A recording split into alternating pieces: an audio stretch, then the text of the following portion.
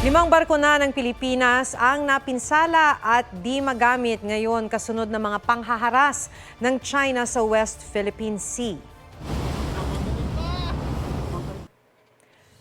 3 resupply boats ng Philippine Navy na ang sira. Ang Oneida May 4 na nabasag ang salamin matapos i-water cannon noong Martes, kaya naman daw kumpunihin agad.